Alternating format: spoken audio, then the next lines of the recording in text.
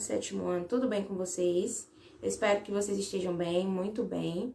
Estamos aqui mais uma vez na 11ª semana de aulas remotas para compartilhar com vocês mais um conteúdo.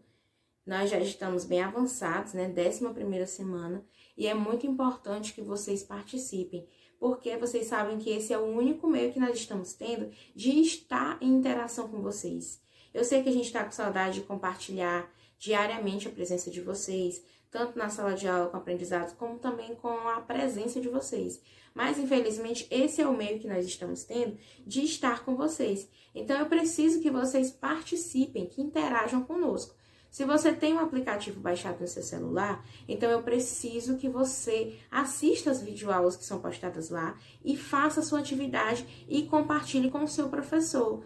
Se você não tem como baixar o aplicativo, mas você está lá no grupo do WhatsApp, você não precisa estar apenas no grupo, você precisa estar no grupo, estar e participar, ou seja, assistir o que é postado lá e responder. Os professores de português e matemática estão no grupo. Terminou sua atividade? Mande lá para o professor a atividade.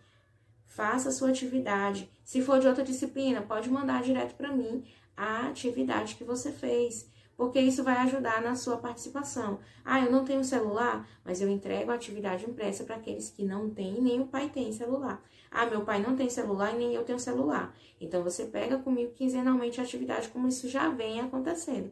O importante é que você participe, não só pela questão da frequência e nota, mas pela questão do seu aprendizado. Ah, tô com dúvida em alguma questão? Volta lá nas videoaulas, lá no canal. Lembra qual é o canal? Jornadas Alternativas. Lá tem todas as aulas que foram postadas no decorrer dessas 11 semanas. Então, você tem acesso a todos os vídeos. Então, vai lá nos vídeos, assiste novamente, curte os vídeos, comenta, tira a tua dúvida, diz se tu gostou, se tu não gostou dos vídeos. Mas não esquece de participar das nossas aulas. O que foi que a gente aprendeu nas aulas anteriores? Lembra que a gente está estudando sobre os seres vivos, né? Nós estudamos nas últimas aulas sobre os seres vivos de 2 reinos, que era o Monera e o Fungi. Nós vamos dar continuidade e vamos aprender sobre outros reinos diferentes nessa aula. Nós vamos aprender mais reinos diferentes. Vamos aprender sobre os poríferos, os quinidários e vamos aprender também a respeito de plateumintos, nematelmintos e outros reinos todos nessa aula. Então, fica ligado e não perde nenhuma informação. Então, hoje a gente vai estudar alguns, como os poríferos, os quinidários, os plateumintos, nematelmintos, anelídeos, moluscos. Nós vamos ver as principais características desses filos, desses reinos. Vamos começar com os poríferos e quinidários. Vocês estão vendo aí um personagem bem conhecido de vocês, que é o Bob Esponja. Aí talvez se pergunte, o que o Bob Esponja tem a ver com poríferos e quinidários? É o que você vai ver agora. Por que uma esponja é considerado um porífero? O que são poríferos? Porífero é um filo do reino Animalia, sub-reino Parazoa, conhecido como esponjas. Então, tá aí porque que o Bob Esponja estava no início da nossa imagem, que as esponjas são representantes do reino dos poríferos. Eles são animais aquáticos, marinhos, sem tecidos ou órgãos definidos, e eles se encontram fixados a substratos. As esponjas, elas podem viver soltas ou presas a rochas no fundo do mar. Qual é a morfologia e fisiologia desses poríferos? A parede do corpo das esponjas apresenta 3 regiões, uma epiderme, uma endoderme e um mesênquima. Nas esponjas não tem sistema de respiração, nem circulação e nem de excreção. O habitat deles varia desde a zona costeira até as profundidades. Esponjas adultas são sésseis, porém, certas esponjas podem se mover, direcionando sua circulação na água numa certa direção. O que é algo séssil? Algo séssil é algo que não pode se mover, fica fixo num lugar. Então, geralmente, as esponjas adultas são sésseis, elas ficam fixas. Só que aqui diz que existem algumas esponjas que podem se mover, ou seja, podem ficar livres. Anatomia. A estrutura de uma esponja tem a forma de um tubo com extremidade fechada que fica presa a um substrato. A extremidade é aberta, essa extremidade que é aberta é chamada de ósculo, e a cavidade interior é chamada de espongiocele. As paredes são perfuradas por buracos microscópicos, que são chamados de ósseos, que permitem que a água flua para dentro da espongiocele, trazendo assim oxigênio e alimento para as esponjas. Aí a gente vê aqui a organização desse corpo de uma esponja. A gente vê aqui o ósculo, que é onde tem essa entrada, que é no ósculo. Aí aqui a gente vê as estruturas, a epiderme, o coanócito, o átrio, as espículas, o fluxo de água que acontece dentro do corpo dessa esponja. Então, aqui é a organização do corpo dos poríferos. A parede das esponjas é formada por duas camadas de células, com o interior formado pela matriz extracelular, que se denomina mesênquima. A respiração delas é aeróbica, não tem esse consumo de oxigênio, é por difusão. A reprodução das esponjas, eles se reproduzem de duas formas, de maneira sexuada e assexuada. Lembra que a gente já falou sobre essas terminações. Sexuada é quando há compartilhamento de gametas. Assexuada é quando não tem o gameta masculino e feminino. Quando é que essa reprodução das esponjas vai ser sexuada? A maioria das esponjas é hermafrodita, ou seja, não existe aqui é o macho, aqui é a fêmea, elas possuem os dois sexos e conseguem se reproduzir. E de maneira assexuada, quando é que essa reprodução vai acontecer? Ela pode acontecer por brotamento, fragmentação ou gemulação. Quem são os quinidários? O filoquinidário, já vamos estudar outro reino, que é dos quinidários. Eles são representados pelas hidras, pelas medusas ou águas vivas. As algas vivas você também já viu lá no desenho do Bob Esponja. Os corais e as anêmonas do mar. Eles foram os primeiros animais a apresentar cavidade digestiva no corpo e são os primeiros na escala evolutiva a apresentar tecidos verdadeiros, embora eles não cheguem a formar órgãos. Os pólipos e as medusas. Os pólipos são sésseis. Lembra que a gente já falou dessa nomenclatura? O que é algo séssil? Algo que fica fixo. As medusas são organismos livres e natantes. Eles conseguem viver livres. São diblásticos, prostômios e com simetria em relação à sua digestão. Eles apresentam boca, mas eles não possuem ânus. O que não é aproveitado é eliminado pela boca. A excreção e a respiração também ocorrem por difusão, semelhante acontecem lá com os poríferos. A defesa, eles têm uma célula chamada de quinidócitos, que são células de ataque e defesa, em maior quantidade nos tentáculos, que são células urticantes, para se defender do ataque de inimigos. A reprodução. Pode também ser assexuada, assim como nos poríferos, por brotamento, só que por estrobilação. E podem ser sexuada porque eles têm gônadas sexuais. E o nosso próximo reino são os platelmintos. Esse reino é conhecido como reino dos vermes achatados. Eles são animais de corpo achatado dorso-ventralmente, ou seja, o dorso e o ventre deles são achatados. Eles são parasitas, mas também têm animais de vida livre. Eles podem ser aquáticos e terrestres de ambiente úmido. Quais são as características deles? Eles são triblásticos, ou seja, o corpo dele tem as três divisões, endoderme, mesoderme e epiderme. Possuem simetria bilateral. Lembra que lá nos quinidários assim, a simetria era de que modo? Radial. Eles têm maior diferenciação celular, os platelmintos. Qual é a estrutura deles? O sistema digestivo deles também é incompleto, eles não possuem ânus, igual os quinidários. Eles têm um intestino ramificado, a circulação e a respiração também é por difusão. O sistema excretor dele é por meio de células chamadas de células flamas, e ele tem um sistema nervoso formado por um sistema ganglionar ventral. A reprodução deles é assexuada por fissão ou regeneração e pode ser sexuada por meio de fecundação cruzada com as hermafroditas. Lembra que eu falei que era hermafroditas? São aquelas que não têm sexo diferenciado, elas possuem os dois sexos. E fecundação interna e desenvolvimento direto. Qual é a classificação dos platelmintos? Eles podem ser classificados em três classes. Eles podem ser turbelária, que são aqueles de vida livre, trematodos, que são os parasitas, e cestodos, que são os parasitas. Quem são os trematodos? É o Schistossoma mansoni. Isso é importante porque eles são causadores de doença. Quem é o Schistossoma mansoni? Ele é um verme, conhecido como verme, mas ele é um platelminto, né? Da classe qual? Trematoda. Ele fica onde? No caramujo. Qual é o modo de infecção dele? Ele penetra as larvas cercárias na pele. Outro plateuminto que tem é a Taenia solium ou a Taenia saginata. Qual é a classe dela? Classe cestoda. Onde é que ela vive? No intestino delgado. Quem é o hospedeiro dela? Onde é que essa tênia vive? No boi ou no porco. Qual é o modo de infecção? A pessoa adquire por meio da ingestão de carne crua ou mal assada que tem larvas de tênia ou cisticerco, no caso a cisticercose, que é causada pela classe cestoda também, só que a diferença é quando essas larvas se alojam no cérebro ou no músculo, de Taenia solium. Aí nós temos aqui o primeiro, que é a esquistossomose, que eu falei para vocês. Como é que a pessoa adquire? Nós vemos aqui o homem doente, né? Aí tá aqui as fezes, o ovo foi para as fezes.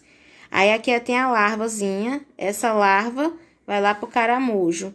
Aí tá aqui o caramujo com as larvas da cercária, aí tá aqui o rapazinho aqui dentro da água, ó, o pezinho dele aqui. Por onde foi que a larva entrou? Pelos pezinhos descalços. Entrou a larva nesse rapaz.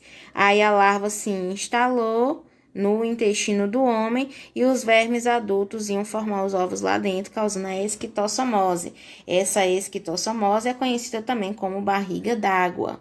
E aqui a gente tem o ciclo de contaminação da tênia. Como é que acontece? A pessoa come a carne lá do boi, contaminada, também pode ser também do porco, depende se ela for sólida ou tênia saginata. E quando está infectada, mal cozida, o que acontece? A pessoa come a carne infectada e os ovos da tênia vão parar lá no intestino da pessoa. Quem é o hospedeiro intermediário da tênia? É o boi, a vaca ou o porco. Quem é o hospedeiro primário é o ser humano, porque o ser humano adquire quando ele come a carne mal cozida do boi ou do porco. Por isso que é importante cozinhar bem os alimentos.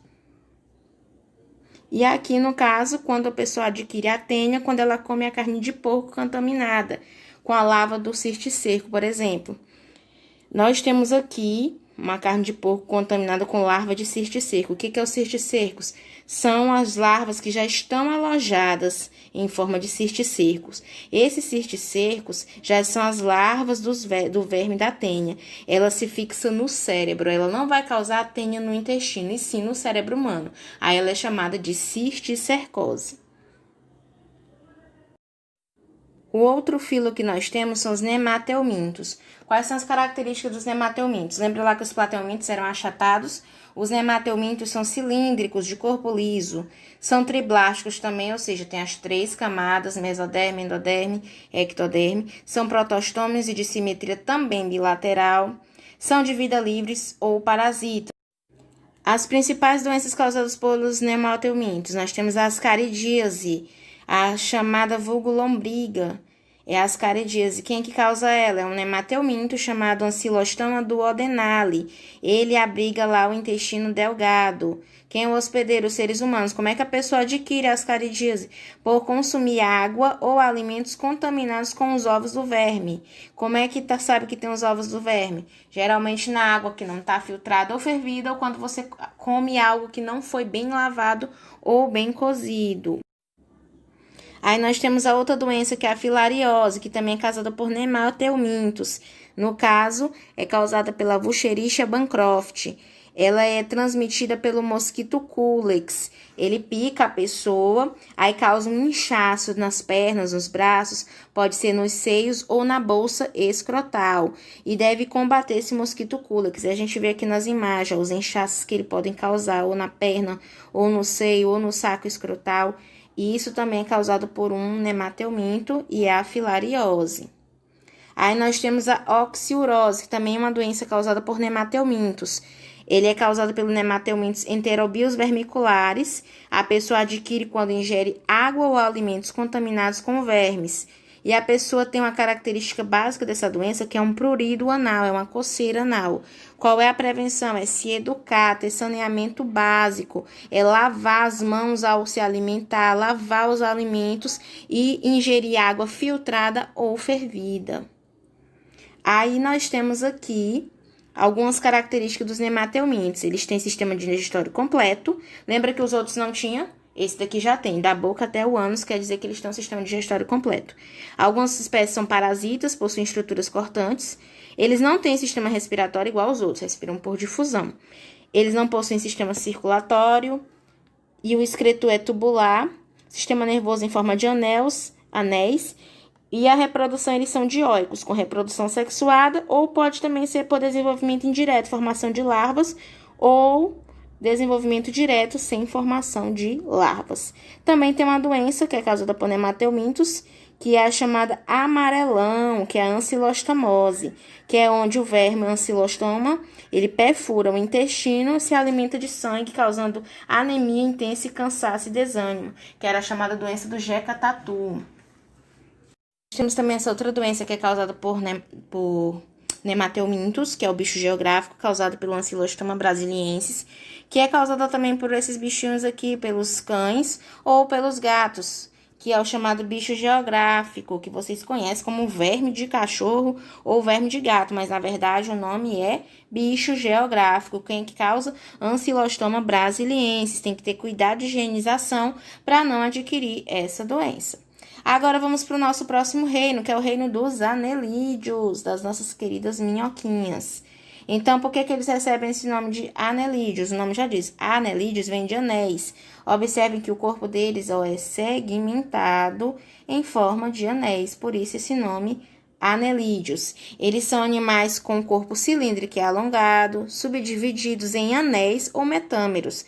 Eles são evoluídos mais do que os plateumintos e nematelmintos. Eles são muito comuns nas hortas, em terrenos úmidos, e as minhocas são os mais conhecidos anelídeos. O sistema digestório deles é completo, tem até papo, moela e tiflósole. O sistema circulatório deles é fechado com 5 corações. O sistema excretor dele é por metanefrídeos e ele tem um sistema nervoso ganglionar e ventral. Eles são dioicos ou monóicos, a reprodução deles por fecundação cruzada pode se desenvolver por larva ou não e só se reproduzem sexualmente. Então, não tem essa história de assexuado na reprodução das minhocas, dos anelídeos. Só se reproduzem por forma sexuada. E eles podem ser classificados em oligoquetos, poliquetos e irudinhos. É a classificação dos anelídeos. Que quer dizer oligoquetos? Oligo quer dizer poucos. Então, oligoquetos são aqueles anelídeos que têm poucas cerdas.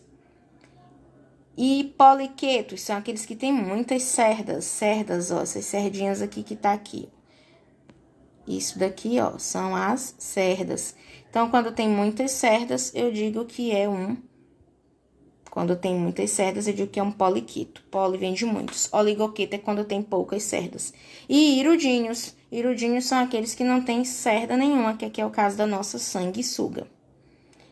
E nós temos aqui os molúsculos, que é outro reino que nós vamos ver hoje, os representantezinhos dele. Nós temos aqui o polvo, nós temos a ostra, nós temos o caracol, eles são molúsculos.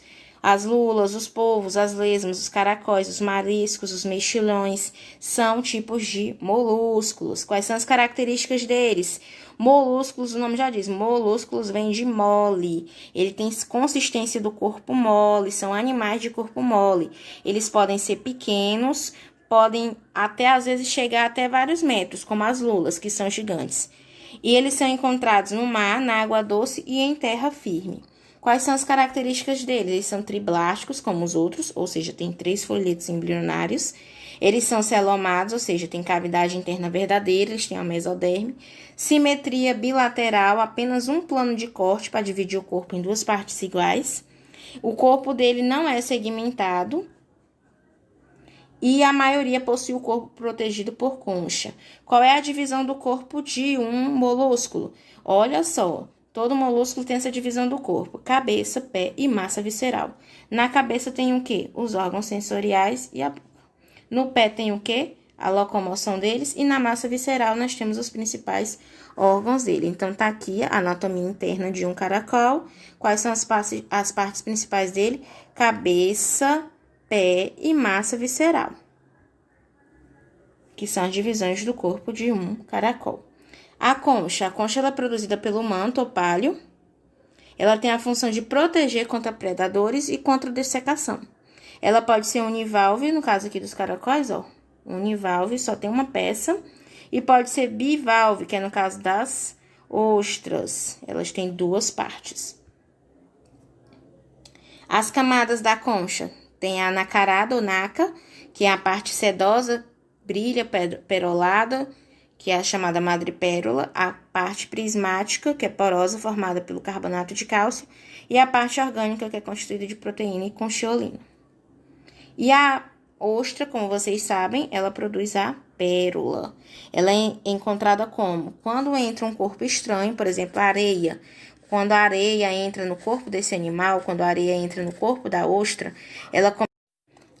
Aí ela começa a produzir várias camadas de madrepérola ao redor do corpo estranho, para que ele não a machuque. Então é assim que as pérolas são produzidas. É um mecanismo de defesa da ostra contra os corpos estranhos, como por exemplo, grãos de areia que entram no corpo do animal. E a classificação dos moluscos, podem ser bivalves, é aqueles que têm válvulas articuladas, eles podem viver em água doce ou no mar.